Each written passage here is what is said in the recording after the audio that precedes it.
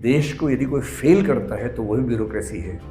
देश को यदि कोई कमाल के रास्ते पर लेके जाता है तो वो भी ब्यूरोक्रेसी ही है। तुम्हारी फाइलों में गांव का मौसम गुलाबी है, मगर ये आंकड़े झूठे हैं, ये दावा किताबी है। सबसे पहली शर्त एक कायदे का लोक सेवक होने की अब ये है कि आप तकनीक के साथ दोस्त हों। और मैं दावे से ये बात कहता हूँ कि दुनिया में पहली बार यदि किसी ने कल्याणकारी राज्य की धारणा विस्तार में लिखी है तो तुलसीदास है। नेहरू जी ने कहा था कि जो मैं चाहता था वो नहीं कर पाया, और इसकी सबसे बड़ी जिम्मेदारी इस चीज़ पर है कि मैं नौकरशाही का स्वभाव नहीं बदल पाया। बहुत बहुत ज़्यादा लिया, दिया बहुत बहुत कम, मर गया देश, अरे जीवित रह गए तुम।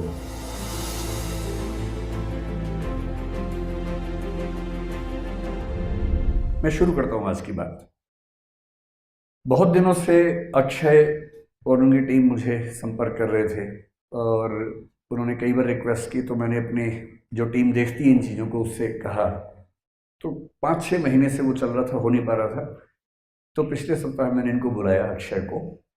दिक्कत क्या थी कि इस कॉलेज की 2 सोसाइटीज़ अप्रोच कर रही थी। तो मैंने अपनी टीम से कहा कि दोनों को बुला के समझौता करवा के एक ही दिन करवा लो, ताकि, और बैकग्राउंड में दोनों का नाम लिख देंगे उससे, और मैं टॉपिक ऐसा लूँगा कि दोनों का काम चल जाएगा। तो दोनों को हमने बुलाया और 1 घंटे की कोशिश के बाद भी सहमति बन नहीं पाई। अंत में फिर ये सहमति बनी कि ठीक है, मैं 2 बार अलग टॉपिक लेके आऊँगा। एक बार निष्ठा इस सोसाइटी के लिए ब्यूरोक्रेसी को लेकर, और दूसरा उड़ान जो सोसाइटी है उसके लिए कोई मोटिवेशनल टॉक लेकर। तो उसके बाद जैसे 2 मुख्यमंत्री ढेढ़े साल के लिए बनते हैं तो उनमें झगड़ा इस बात का होता है कि पहले कौन बनेगा। तो इन दोनों बच्चों में झगड़ा हुआ कि पहले किसके लिए आप आएंगे। तो दूसरे वाले को चिंता होती है कि बाद में वायदा भूल ना जाए।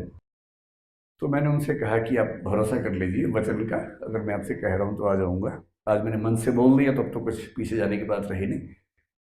तो उड़ान के लिए एक बार फिर से आने का वायदा है, मैं ज़रूर आऊँगा, इसमें कोई करने की बात नहीं। आज का जो टॉपिक है और जो ऑडियंस मुझे बताया गया है वो ये है कि आप लोग सिविल सर्विस एस्पिरेंट्स हैं या होने वाले हैं, या आपके मन में ये भाव आता है कि क्या हम सिविल सर्विस में जाएं। तो मुझसे बहुत लोग ये उम्मीद करते हैं कि मैं ये बताऊं कि सिविल सर्विस की तैयारी कैसे करनी है। वो तो मेरा प्रोफेशन है, रोज़ मुझे ये काम करना होता है। मैं किसी कॉलेज में जाते हुए कोशिश करता हूँ कि उस टॉपिक पर न बोलूँ जो मैं अपने संस्थान में बोलता हूँ, थोड़ा सा अंतर बना रहे, एक गैप बना रहे। तो मैं इन बच्चों से पूछा कि आप कुछ टॉपिक सजेस्ट कीजिए जो आपको सिविल सर्विस के बारे में सुनने का मन है। तो इन्होंने पता नहीं कहाँ से लिखवाए टॉपिक्स, बड़ी मुश्किल भाषा में 5-6 टॉपिक्स भेजे। इतनी मुश्किल भाषा की मैं पढ़ के घबरा गया कि मैं इनको क्या बोलूँगा, टॉपिक ही समझ में नहीं आ रहा था। तो मैंने बुलाया इनको फिर ये समझने के लिए कि टॉपिक का मतलब क्या है। तो इन्होंने बताया कि हमने भी कहीं से लिखवा लिया था, हमें भी नहीं पता इसका मतलब। तो जैसा जैसा बच्चे करते हैं आमतौर पर, यही बच्चा था, इसने कहा कि वो टॉपिक हमने भी कहीं से लिखवा लिया, हमें भी नहीं पता। बोले सर आप आ जाइए, जो बोलने बोल दीजिए। तो फिर एक सिंपल सा टॉपिक हमने डिसाइड किया, आपको ध्यान रखते हुए कि देश को किस तरह के सिविल सर्वेंट्स की ज़रूरत है, कैसा ब्यूरोक्रेट आपको होना चाहिए अगर आप सिविल सर्विस में जाते हैं, क्या आपको सोचना चाहिए अभी से अपने जीवन के बारे में। कुछ दिन पहले मैं श्रीराम कॉलेज में गया था, तो वहाँ उन बच्चों की डिमांड थी कि थोड़ा सा स्टार्टअप के बारे में बोलिए। तो मेरी राय बड़ी स्पष्ट है, मैं पढ़ाता हूँ सिविल सर्विसेज के लिए, और जो बच्चे सिविल सर्वेंट बनना चाहते हैं मैं उनको हर तरह की मदद करता हूँ। पर मेरा ये मानना बिल्कुल नहीं है कि देश के हर बच्चे को सिविल सर्विस के बारे में सोचना चाहिए, ऐसा एकदम नहीं है। सिविल सर्विस के बारे में उन्हीं को सोचना चाहिए जिनका व्यक्तित्व सिविल सर्वेंट होने से बैच करता है। आज हम समझेंगे कैसा व्यक्तित्व आपको होना चाहिए। और मैं ये भी मानता हूँ कि इस देश को सिविल सर्वेंट से ज़्यादा ज़रूरत स्टार्टअप करने वालों की है, और मैं ये बात हर मंच पे कहता हूँ। यदि आप स्टार्टअप कर सकते हैं तो उससे अच्छा कुछ नहीं। आप सिविल सेवाओं में रह के भी स्टार्टअप कर सकते हैं, लेकिन वो स्टार्टअप फाइनेंशियल नहीं होगा, सोशल स्टार्टअप होगा। आप एक ज़िले के कलेक्टर होकर कुछ नई स्कीम स्टार्ट कर सकते हैं और उस ज़िले को नई रोशनी दिखा सकते हैं, ये स्टार्टअप कर सकते हैं। मणिपुर का एक आईएएस है जिसका नाम आर्मस्ट्रॉन्ग पेम या पामे बोलते हैं, PAME है। उसका मन था कि वो एक सड़क बनाए। सड़क बनाने के लिए फंड उसके पास नहीं था, सरकार के पास पैसा नहीं था। उसने बहुत कोशिश की, अंत में क्या किया, उसने जनता से, एनजीओ से, वहाँ के ट्रस्ट से, वहाँ के समाज से निवेदन किया कि अगर ये एक सड़क बन जाएगी करीब 100 किलोमीटर की, तो इससे बहुत सारे लोगों की ज़िंदगी बेहद आसान हो जाएगी। क्योंकि वो बहुत ईमानदार अधिकारी था, क्योंकि लोगों पर उस पर अगाध विश्वास था, लोगों ने आगे बढ़कर उसकी मदद की और 100 किलोमीटर की सड़क बिना सरकार की सहायता के एक आईएएस अधिकारी ने बनवा दी। तो हम क्यों माने कि स्टार्टअप केवल बिजनेस की दुनिया में ही होता है? आप कोई नया उद्यम, नया प्रयास सिविल सेवक होके भी कर सकते हैं, कलेक्टर होके भी कर सकते हैं। एक डॉक्टर हैं, डॉक्टर समित शर्मा, राजस्थान कैडर के आईएएस ऑफिसर हैं। वो डॉक्टर थे, उनको लगता था कि देश का आम आदमी बहुत महंगी दवाइयाँ नहीं संभाल सकता, नहीं खरीद सकता, और बहुत सारे लोग सिर्फ इसलिए मर जाते हैं कि महंगी दवाइयाँ नहीं खरीद सकते। देश के हर व्यक्ति को सस्ती दवाई क्यों ना मिले? और जब उन्होंने इस मुहिम को अपने हाथ में लिया तो जेनरिक मेडिसिन के नाम से एक पूरी मुहिम चलाई, जिस मुहिम को बाद में सत्यमेव जयते आमिर खान के प्रोग्राम में दिखाया गया। और वो काफ़ी सफल रहे कि जो दवाई 1 रुपए की मिल सकती है, वो दवाई किसी ब्रांड का नाम आने से क्यों 15 रुपए की या 100 रुपए की मिले। और उन्होंने आईएएस की नौकरी में होते हुए एक स्टार्टअप किया। ऐसा स्टार्टअप तो हम भी कर सकते हैं, कोई भी कर सकता है। इसलिए आप आईएएस अगर बनना चाह रहे हैं, सिविल सर्वेंट बनना चाह रहे हैं या आईपीएस बनना चाह रहे हैं, जो भी, सबसे पहले स्पष्ट होना चाहिए कि दरअसल आप क्यों ऐसा चाहते हैं और क्या देश को सच में इसकी ज़रूरत है। आपके चाहने में और देश के चाहने में एक समानांतरता का भाव है, समन्वय का भाव है या विरोध का भाव है। ब्यूरोक्रेसी क्या होती है, अगर यहां से बात शुरू करें? बहुत आश्चर्य की बात है कि ब्यूरोक्रेसी का संबंध केवल सिविल सेवाओं से नहीं होता है। ब्यूरोक्रेसी हर जगह होती है। जो भी सिस्टम अपने आप में थोड़ा सा बड़ा होने लगता है उसको ब्यूरोक्रेसी चाहिए होती है। जैसे वह कॉलेज है, एक बड़ा सिस्टम है। इस कॉलेज में मेरा ख्याल है कम से कम 200 के आसपास टीचर्स काम करते होंगे, शायद इतने ही नॉन टीचिंग स्टाफ भी काम करते होंगे। अब एक बड़ा सिस्टम बन गया। इस बड़े सिस्टम को चलाने के लिए आपको कुछ ना कुछ तय करना पड़ेगा कि कौन क्या काम करेगा, किसके पास क्या अधिकार होंगे, कौन से नियम हैं, कौन से रेगुलेशंस हैं, किन के तहत काम होगा। जो लोग यहाँ काम करेंगे सिर्फ यहाँ काम करेंगे, कहीं और काम नहीं करेंगे, फुल टाइम जॉब करेंगे, उनका प्रमोशन कैसे होगा, कितने कितने साल में होगा, उनके कार्य का मूल्यांकन कैसे होगा। किसी भी सिस्टम को चलाने के लिए जैसे ही आप ये सब सिस्टम्स खड़े करते हैं, इसी को ब्यूरोक्रेसी या नौकरशाही या एक आप कह सकते हैं कि सिविल सर्विस सिस्टम सरकारी नौकरी के मामले में, नहीं तो ब्यूरोक्रेसी का सिस्टम कह सकते हैं कि होता है। कॉलेज ही क्यों, आपकी सोसाइटी निष्ठा। मैं यहाँ पर आया तो मैंने आते ही देखा कि बहुत सारे बच्चे सामने बैठे हैं और 7-8 बच्चे सफ़ेद कमीज और काली पैंट पहन के यहाँ खड़े हुए हैं। ये अलग से यूनिफॉर्म क्यों चाहिए होती है? इसलिए कि दूर से देख के पता लगे कि एक अधिकारी है। इस कार्यक्रम को अंजाम तक ले जाने के लिए जो लोग जिम्मेदार हैं, जिनके पास अधिकार भी हैं, शक्तियाँ भी हैं, उनकी एक स्पेसिफिक यूनिफॉर्म है, ताकि जब वो किसी बच्चे से कुछ कहें तो उस अधिकार का सम्मान करते हुए उस बात को मान लिया जाए। कोई और व्यक्ति कहेगा तो शायद उस बात को नहीं माना जाएगा। हमारे सामने पुलिस के 2 अधिकारी बैठे हैं, वर्दी में हैं। क्यों वर्दी चाहिए? ताकि उनके अधिकार को देखा जा सके। जब वो अपनी बात कहें तो समाज उस बात का महत्व समझे कि ये बात एक अथॉरिटी से आ रही है, कोई ऐसे ही नहीं कह रहा है। ब्यूरोक्रेसी हर चीज़ में चाहिए, खेल तक में चाहिए, खेल संघों में चाहिए, फिल्म में चाहिए, स्पोर्ट्स में चाहिए, हर चीज़ में चाहिए, और सरकार को भी चाहिए। अगर हम थोड़ा सा इतिहास देखें ब्यूरोक्रेसी का, तो पहले के सिस्टम्स क्या थे? मोनार्की थी, राजतंत्र था, कहीं कहीं धर्मतंत्र था। राजतंत्र में क्या होता है कि राजा की मर्जी होती है, राजा को अधिकारी चाहिए। राजा ने एक दिन कहा कि चलो संगीत कार्यक्रम है, किसने बढ़िया गाना गाया और राजा ने क्या कहा, वाह क्या गाते हो, आज से तुम 50 गांव के मनसबदार हो गए। ये ब्यूरोक्रेसी है। आज से तुम ये हो गए, आज से तुम वो हो गए, यानी राजा जो चाहेगा वो होगा। इसलिए राजतंत्र के ज़माने में सिविल सर्विस एग्जाम नहीं होते हैं। वहाँ ब्यूरोक्रेसी का फैसला राजा की मर्जी से होता है। उसका किस पे दिल आ गया, किस पे दिमाग आ गया, वो व्यक्ति जिलाधीश हो जाएगा। धर्मतंत्र में, थियोक्रेसी में, वही व्यक्ति कलेक्टर बनेगा या जज बनेगा जो धार्मिक ग्रंथों का ज्ञाता है, अध्येता है।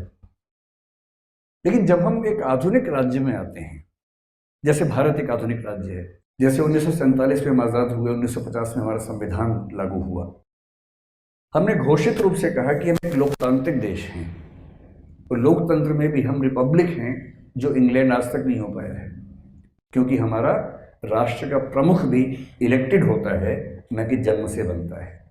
हम हैं रिपब्लिक, हमें गर्व है इस बात का। हमने ये भी कहा कि हम मूल अधिकार लिख के देंगे, जो अमेरिका जैसे कुछ देशों को छोड़कर आज तक कोई लिख के नहीं दे पाया है, पर हमने एक एक व्यक्ति को मूल अधिकार लिख के दिए। हमने ये भी कहा कि हमारा देश सभी धर्मों का सम्मान करेगा, सेकुलर होगा, धर्मनिरपेक्ष होगा, सर्वधर्म समभाव के सिद्धांत पर चलेगा। हमने डीपीएसबी में ये भी लिखा कि हमारा देश समाजवाद के रास्ते पर चलेगा, और हम वेलफेयर स्टेट के रास्ते पर बढ़ेंगे, कल्याणकारी राज्य के रास्ते पर बढ़ेंगे।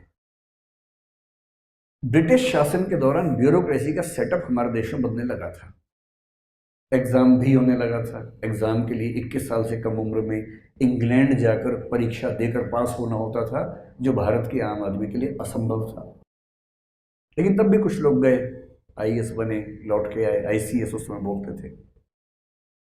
पर ब्रिटिश नौकरशाही का पर्पस क्या था? उनका पर्पस ये था कि हमें ऐसे लोग चाहिए जो भारत के संसाधनों को लूटने खसोटने में हमारी मदद करें। यहाँ के संसाधन लूटें, इंग्लैंड लेके जाएं, और उसके लिए जो सबसे योग्य लोग हैं वो यहाँ के कलेक्टर बनेंगे, आईसीएस बनेंगे। वो लाट साहब थे, वो सिविल सेवक नहीं थे, वो समाज सेवक नहीं थे। और लाट साहब होने का मतलब है कि मैं समाज से ऊपर हूँ, मैं एक अफसर हूँ, और तुम क्या मेरे सामने, तुम तो बहुत छोटे हो। उनका उद्देश्य एक्सप्लॉइट करना था, समाज को परेशान करना था, समाज से संसाधन छीनना था। और इसलिए जब आप देखेंगे कि प्राचीन राजतंत्रों में या ब्रिटिश शासन के दौरान जब ब्यूरोक्रेसी के दृष्टांत मिलते हैं, उदाहरण मिलते हैं, तो उससे हमें घबराहट होती है। मैं हिंदी साहित्य का विद्यार्थी हूँ, आपके प्रिंसिपल मैडम भी हिंदी साहित्य की अध्यापक हैं। हिंदी साहित्य जब हम पढ़ते हैं तो उसमें हमें कवियों की कविताओं में ऐसे दृष्टांत मिलते हैं जिससे पता लगता है कि ब्यूरोक्रेसी कैसे काम करती थी उस दौर में। सूरदास जैसा कवि, जिसकी ख्याति केवल और केवल वात्सल्य के कवि के रूप में है, दुनिया कहती है कि सूरदास का मतलब है वात्सल्य का कवि, प्रेम का कवि, भक्ति का कवि। पर वो कवि अपने समय की ब्यूरोक्रेसी पर कितने कमेंट्स कर रहा था, इस पर नजर बहुत कम लोगों की जाती है। सूरदास एक गरीब आदमी थे, माना जाता है कि वो अंधे भी थे, ब्लाइंड भी थे, देख नहीं सकते थे, दृष्टिहीन थे। दिल्ली से थोड़ा बढ़ेंगे अगर आप, फरीदाबाद के आगे बल्लभगढ़ के पास एक जगह है सीही नाम की, वहां रहते थे। एक जिक्र मिलता है, और ये बात है 16वीं सेंचुरी की, संभवतः अकबर के शासन के समय की बात है, या अकबर के एकदम बाद की बात हो सकती है, उसी दौर की बात लगभग है। टैक्स होता था दस्तक। दस्तक एक टैक्स का नाम भी था, और टैक्स की वसूली के सिस्टम का नाम भी दस्तक था। सूरदास से टैक्स मांगा गया। उस गरीब आदमी के पास शायद उस साल फसल वसल नहीं हुई होगी, जो भी स्थिति होगी, वो टैक्स देने की हालत में नहीं थे। उसके बाद सरकार के कुछ लोग आए, जिसको आजकल हम बोलते हैं गस्टेड ऑफिसर, राजपत्रित अधिकारी। वो कौन होता है? जिसके पास एक स्टैंप होती है। पहले वो स्टैंप कहाँ होती थी? उंगली में होती थी, मुद्रा के रूप में होती थी। तो राजमुद्रित जो अधिकारी था, यानी कि जिसके हाथ में राजमुद्रा है, स्टेट की सील जिसकी अंगूठी में है, वो। और सूरदास एक कविता में चुपचाप लिख के सारा इतिहास बता के चले गए। वो कह रहे हैं कि मोहरिल, मोहरिल का मतलब मोहर वाला आदमी, जिसके हाथ में मोहर है, मोहरिल 5 साथ करी दीने तिनकी बड़ी विपरीती। 5 मोहरिल आए हैं, बहुत विपरीत व्यवहार कर रहे हैं। जिम्मे उनके मांगे मोतें, उनके जिम्मे है, उनकी जिम्मेदारी है कि मुझसे मांगे। यह तो बड़ी अनीति। 5 25 साथ अगवानी, 25 लोग और साथ में आए हैं। सब मेरी काज बिगाड़े, सब ने मेरा काम बिगाड़ दिया, मेरे घर का सामान बाहर फेंक दिया। सूरदास की यह बीनती दस्तक कीजिए माफ। सूरदास विनती कर रहे हैं राजा से कि दस्तक माफ कर दीजिए। ऐसी ब्यूरोक्रेसी होती है उस शासन में जहां पर शासन का उद्देश्य जनता का कल्याण नहीं होता, बल्कि जनता से लूटना होता है, खसोटना होता है। और तब हमें लगता है कि राज्य को कल्याणकारी होना चाहिए, वंचित वर्गों के पक्ष में होना चाहिए, और वैसा ही ब्यूरोक्रेसी को भी होना चाहिए। इसलिए जब हम आज़ाद हुए तो हमने संविधान लिखते हुए तय किया कि हम एक वेलफेयर स्टेट बनेंगे। वेलफेयर स्टेट का कंसेप्ट कहते हैं कि जेएस मिल के विचारों से आना शुरू हुआ। जब 1848 में यूरोप में कुछ क्रांतियां हुई तो जेएस मिल का हृदय परिवर्तन बहुत तेजी से हुआ उस समय, और जेएस मिल तुरंत नकारात्मक उदारवाद से फिसलकर सकारात्मक उदारवाद की ओर बढ़े, या जो ट्रेडिशनल लिबरलिज्म था वहां से हटकर वो मॉडर्न लिबरलिज्म की ओर आए और एक किताब लिखी प्रिंसिपल्स ऑफ पॉलिटिकल इकोनॉमी। उसका सेकंड एडिशन, जिसमें पहली बार वो पूंजीवाद के रास्ते से हटकर बात करने लगे कि आम आदमी के हित में राज्य को काम करना चाहिए। वेलफेयर स्टेट का बेसिक मतलब है कि राज्य का काम केवल पुलिस चलाना नहीं है, केवल कानून नहीं है, केवल टैक्स वसूलना नहीं है, केवल जुडिशरी नहीं है, बल्कि जनता को सुविधाएं देना और जनता के पिछड़े वंचित वर्गों को मुख्य धारा में लाने के लिए प्रयास करना भी राज्य का काम है। इसको बोलते हैं वेलफेयर स्टेट। और मुझे आश्चर्य होता है कि हमने आधुनिकता की सारी धारणाएं पश्चिम से ले तो ली, अपने इतिहास को ठीक से खंगाला नहीं। 16वीं सेंचुरी में एक कवि हुए तुलसीदास, और मैं दावे से ये बात कहता हूं कि दुनिया में पहली बार यदि किसी ने कल्याणकारी राज्य की धारणा विस्तार में लिखी है तो तुलसीदास है। ठीक ये बात ठीक उस समय की जिस समय यूरोप में धर्म युद्ध चल रहे थे, जिसमें प्रोटेस्टेंट और कैथोलिक्स के बीच में इतने युद्ध हो रहे थे। एक एक दिन में फ्रांस में 20-20 हज़ार लोग मारे जा रहे थे, जो उस समय के चिंतक, चाहे वो बोधा हो या बाकी लोगों में मैकियावेली हो, ये सब इनके रचनाओं से मिलता है। ठीक उस 16वीं सेंचुरी में तुलसीदास एक कंसेप्ट लेकर आ रहे हैं, एक कलयुग का और एक राम राज्य का। और मैं जब यूपीएससी के लिए पढ़ाता हूँ, उसमें एक पेपर इथिक्स नाम का है, पेपर 4 में ही पढ़ाता हूँ उसको।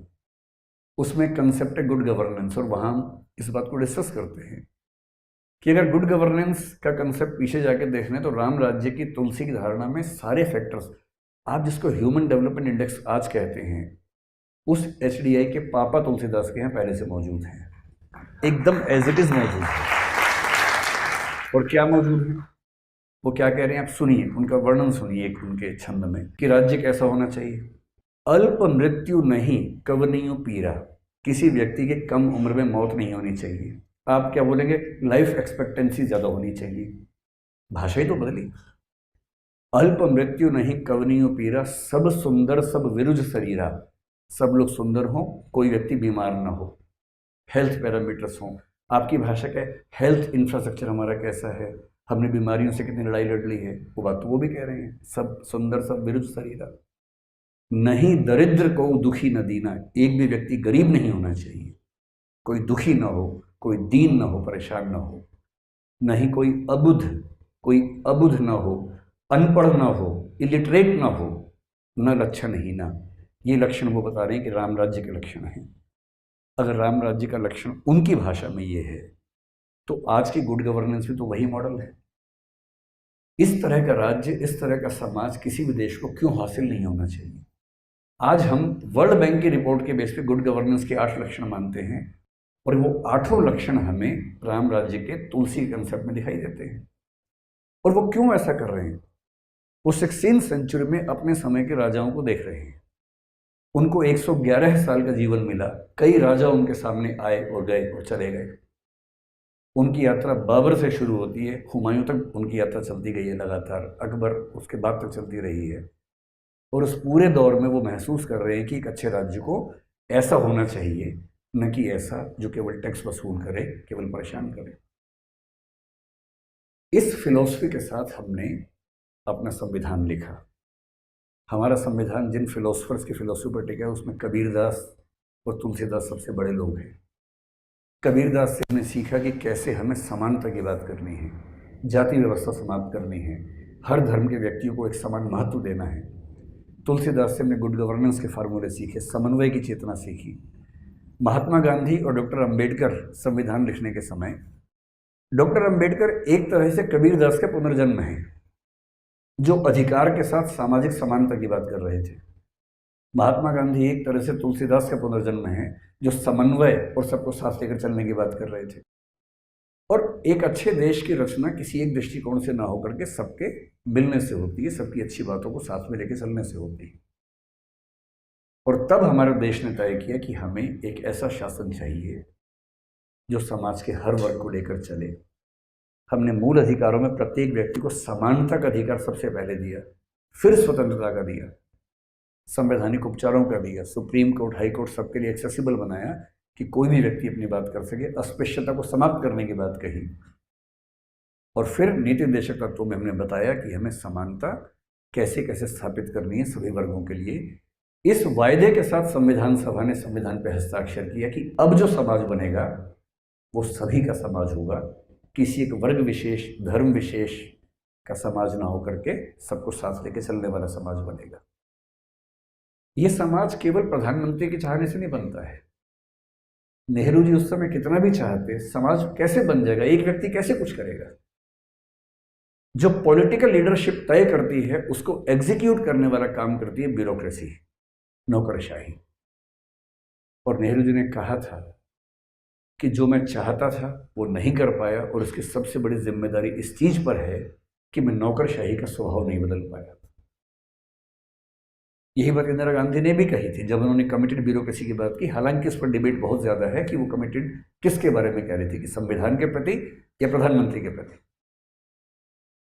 जब राजीव गांधी ने कहा कि 100 रुपए दिल्ली से चलते हैं और केवल 15 रुपए गरीब के पास पहुंचते हैं, तो 85 रुपए कहाँ चले जाते हैं, वो इशारा भी ब्यूरोक्रेसी की तरफ ही था। और इसलिए देश को यदि कोई फेल करता है तो वही ब्यूरोक्रेसी है, देश को यदि कोई कमाल के रास्ते पर लेके जाता है तो वो भी ब्यूरोक्रेसी ही है। इसलिए अगर आप ब्यूरोक्रेसी में आना चाह रहे हैं तो थोड़ा ठीक से समझ लें कि आपको कैसा होना चाहिए देश को बेहतर बनाने के लिए। ये केवल मसला आपकी ज़िंदगी बेहतर बनने का नहीं। आप आईएएस बन जाएंगे, आईएएस बनना कोई इतनी मुश्किल बात भी नहीं है। आप कलेक्टर बनेंगे, बहुत ताकत होगी आपके पास, गाड़ियाँ मिलेंगी, सब लोग सलाम ठोकेंगे। अगर यही जीने का पर्पज़ है, यही ज़िंदगी का उद्देश्य है तो ठीक है, बन जाइए, लेकिन इससे देश को फायदा नहीं होगा, इससे देश को नुकसान ही होगा। हमें आज के लोकतंत्र में सामंत नहीं चाहिए आईएएस सीट पर बैठे हुए। हमें आज के लोकतंत्र में वो लोग चाहिए जो देश को आगे ले जाने का ख्वाब देखते हैं और उनको ये पता हो कि देश को आगे कैसे लेके जा सकते हैं। जब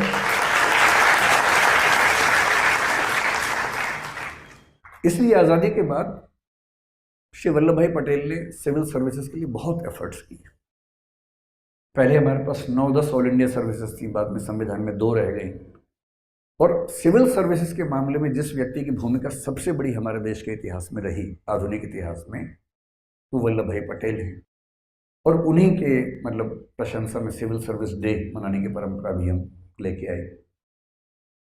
उन्होंने लगातार इस बात को इंश्योर भी किया, रेखांकित भी किया कि बिना अच्छी सिविल सर्विसेज के हम इस देश को वैसा नहीं बना पाएंगे जैसा बनाना चाहते हैं। तो उन्होंने क्या किया, जो आईसीएस के अधिकारी थे ब्रिटिश काल के, जब संविधान लिखा गया तो उनका बहुत दबाव था, उनके बिना शासन चल नहीं सकता था। उन्होंने दबाव बनाया कि हमें नए संविधान के तहत स्थान दिया जाए। और उस समय राजाओं को, रजवाड़ों को चिंता क्या थी कि कल को हमारा राज्य छीन न लिया जाए। आईसीएस अधिकारियों को चिंता क्या थी कि कल को हमारे अधिकार कम ना हो जाएं। वो तो लाट साहब थे उस समय। संविधान बनाते हुए बहुत समझौते करने पड़े हमारे संविधान सभा को। एक समझौता ये करना पड़ा कि कुछ बड़े राज्यों को ग्रुप बी स्टेट बनाना पड़ा कि भाई आपका राज्य अलग किस्म का होगा, आपके प्रमुख को राज प्रमुख की पदवी मिलेगी, आपकी अपनी सेना होगी। बहुत सारे समझौते करने पड़े कि बस तुम भारत में आ तो जाओ, एक बार आ जाओ बस। वो आ गए, संविधान में लिख गया तो उनको भरोसा हो गया कि संविधान में लिखा हुआ तो कोई दिक्कत है नहीं। और नेहरू जी और पटेल एकदम क्लियर थे कि एक बार आ जाए फिर देखेंगे बाद में इनको, और लेके आ गए। उनके लिए विशेष संविधान का एक प्रावधान बनाया गया, आर्टिकल 242 मेरे ख्याल से बनाया गया था स्पेशल। और भाग ख के राज्य, पार्ट बी स्टेट्स बोलते थे, उनको बनाया गया। देश की सेना भी है, राज्य की सेना भी है। अब किसी राज्य में सेना नहीं, आपको पता होगा, लेकिन उस समय राज्यों में सेनाएं थी उस समय। और राज्यों के प्रमुखों का अधिकार था, उनका नाम क्या था, राज प्रमुख। सरकार के खजाने से बहुत बड़ा पैसा मिलता था उनको, प्रीवी पर्स कहते थे उनको उस समय। लेकिन सरकार क्लियर थी, ऐसे आईसीएस वाले बोले कि हमें भाई ठीक से सिस्टम में लाओगे तो हम आएंगे, वरना हम भाग जाएंगे यहाँ से, हम काम नहीं करेंगे। और उनके बिना सिस्टम चले कैसे उस समय? तो संविधान में अनुच्छेद 310, 311, 312 शामिल किए गए और ये अनुच्छेद सिविल सेवकों को आईसीएस और आईपी जो उस समय था इंडियन पुलिस, लिखा है 312 में कि एक ऑल इंडिया सर्विस आईएएस होगी, एक ऑल इंडिया सर्विस आईपीएस होगी, और आईसीएस के सभी अधिकारी आईएएस माने जाएंगे, आईपी के सभी अधिकारी आईपीएस माने जाएंगे। और 311 में उनको इतनी सुरक्षाएं दी गई हैं कि उनको हटाना लगभग नामुमकिन है। इन सारी एश्योरेंसेस के बाद संविधान पास हो। संविधान लिखना मजाक नहीं होता है। आप 6 लोग मिलकर अपने हॉस्टल का संविधान लिख के देखिए, समझ में आ जाएगा। सहमति नहीं बनती है, बहुत झगड़े होते हैं। संविधान लिखना इतनी बड़ी कवायद थी। 7वें संविधान संशोधन में नेहरू जी ने भाग ख राज्यों को संविधान से हटा दिया और वो सारे राज्य भाग क सामान्य राज्य बन गए। खूब चिल्लाए राजे रजवाड़े, पर वो तो तय था, एक लोकतंत्र में राजा क्यों चलेंगे, उन्हें खत्म होना ही पड़ेगा। समय जब बदलता है तो समय बदलने के साथ चीजें बदलती हैं, बदलनी चाहिए। आगे चलकर इंदिरा गांधी ने प्रीवी पर्स को भी हटा दिया संविधान संशोधन करके, सब बराबर हो गए। आईसीएस के मामले में सरकार कुछ खास कर नहीं पाई और वो आईसीएस जो लाट साहब थे, भाई गाड़ी में चल रहे हैं, 25-30 गाड़ियां चल रही हैं लाल बत्ती वाली टाई टाई टाई करते हुए, आईसीएस गांव जाएगा? लाट साहब है, गांव का आदमी आएगा आईसीएस के पास? आईसीएस क्यों गांव जाएगा? और उस समय का आईसीएस जब जिला संभालता था, ध्यान रखना है, उस समय के जिले आज के छोटे राज्यों के बराबर साइज के थे, बहुत बड़े जिले हुआ करते थे। और जिले के प्रमुख के पास जिला जज का काम भी होता था, वो केवल एडमिनिस्ट्रेटिव हेड नहीं था, वो जुडिशियल हेड भी था। सारी पावर्स एक व्यक्ति में, आईसीएस, और वो लाट साहब। उस लाट साहब से प्रधानमंत्री और मुख्यमंत्री कह रहे हैं कि आम आदमी की सहायता करो भाई। वो आम आदमी के मोहल्ले में जाने के मूड में नहीं है। वो कहते हैं कि मोहल्ले को यहाँ बुलाओ बात करने के लिए, वो जाने को तैयार नहीं है। तो कैसे एक ऐसा देश जो आम आदमी को साथ लेके चलना चाह रहा है, कैसे इस आईसीएस के माध्यम से आगे बढ़ेगा? और इसलिए उस दौर के बहुत सारे कवियों ने इन सिविल सर्वेंट्स के बारे में खूब खराब खराब लिखा है। एक कवि मुक्तिबोध नाम के हुए, शायद आपने नाम सुना होगा। मुक्तिबोध ने एक कविता लिखी अंधेरे में, जिसका मतलब है कि देश अंधेरे में डूबा हुआ है, और उसमें ऐसा लगता है कि सिविल सेवकों के बारे में लिख रहे हैं। एक शब्द होता है उदरंभरी, जिसका मतलब है पेट भर गया है, और वो क्या लिख रहे हैं? उदरंभरी बन अनात्म बन गए, पेट भर गया तो आत्माहीन हो गए। भूतों की शादी में कनात से तन गए, किसी व्यभिचारी के बन गए बिस्तर। बहुत बहुत ज्यादा लिया, दिया बहुत बहुत कम, मर गया देश, अरे जीवित रह गए तुम। ये नाराजगी है उस कवि की जो सिविल सेवकों के व्यवहार से बहुत परेशान है। ये स्पेसिफिकली सिविल सेवक के बारे में नहीं है, लेकिन इसको पढ़ के लगता है कि वो उस समय के सिविल सेवकों को भी कह रहे हैं। और एक दूसरा कवि तो इतना नाराज है, अदम गोंडवी साहब तो इतने नाराज हैं उस समय के शासकों से। वो तो मुख्यमंत्री से, प्रधानमंत्री से, ब्यूरोक्रेट से, कलेक्टर से, सबसे नाराज रहते थे और कह रहे कि तुमने समाज को देखा है कभी कि समाज कैसा होता है? कलेक्टर की हवेली में बैठ के तुम समाज देखना चाह रहे हो, एक बार मेरे साथ निकलो, देखो कि अनुसूचित जाति के लोग कहाँ रहते हैं, उनकी ज़िंदगी कैसी है, उनका मोहल्ला देख तो लो भाई। आइए महसूस करिए जिंदगी के ताप को, मैं चमारों की गली में ले चलूंगा आपको, चलो मेरे साथ, चलो तो सही। तुम लाट साहब बने बने महल में बैठे बैठे शासन चलाओगे, आम आदमी का घर भी नहीं देखोगे, मोहल्ला भी नहीं देखोगे, और कहोगे कि सारे जहां से अच्छा हिंदुस्तान हमारा। अरे भाई कुछ काम तो करो, आम आदमी से मिल तो लो, देख तो लो। और उस समय के कलेक्टर क्या करते थे, आईएएस अधिकारी बहुत सारे, फाइलों में अच्छी अच्छी बातें, यहाँ गए बांध बन गया है जो बना ही नहीं, खेतों में हरियाली है जो है ही नहीं, सब फाइलों में चल रहा है। और इसी पर व्यंग्य करते हुए अदम ने फिर लिखा, तुम्हारी फाइलों में गांव का मौसम गुलाबी है, मगर ये आंकड़े झूठे हैं, ये दावा किताबी है, ये सच नहीं है। और अगर तुम फाइलों वाले सिविल सर्वेंट हो ना, तुम्हारी फाइलों में कुछ भी लिखा हो, उन फाइलों से देश नहीं सुधरता है, समाज नहीं सुधरता है। इसलिए हमें वो सिविल सेवक चाहिए जो आम आदमी के पास जा सकते हो, जिनमें कंपैशन हो, करुणा हो, संवेदना हो, समाज के वंचित वर्गों को मुख्य धारा में लाने के लिए कमिटमेंट का भाव हो, डेडिकेशन का भाव हो। अगर आप वैसे सिविल सर्वेंट हो सकते हैं तो सिविल सर्वेंट होने का मज़ा है, वरना तो सत्ता के भूखे लोग हज़ारों लाखों दुनिया में हैं ही, एक आप या एक मैं भी हो जाएंगे तो उससे क्या फ़र्क पड़ेगा। 1990 तक हमारी कोशिश यही रही, हमारे सारे प्रधानमंत्रियों ने, जब जनता पार्टी की सरकार बनी उस समय भी ये बात बार बार आई कि भाई सिविल सेवकों को ना लोक सेवक बनना है, पब्लिक सर्वेंट बनना है, लाट साहब नहीं बनना है, आम आदमी के पक्ष में आना है। हमारी पूरी कोशिश क्या थी कि समाजवादी रास्ते पर चलते हुए आम आदमी तक वितरण मूलक न्याय, डिस्ट्रीब्यूटिव जस्टिस पहुंचाएं, जैसे पीडीएस है, पब्लिक डिस्ट्रीब्यूशन सिस्टम।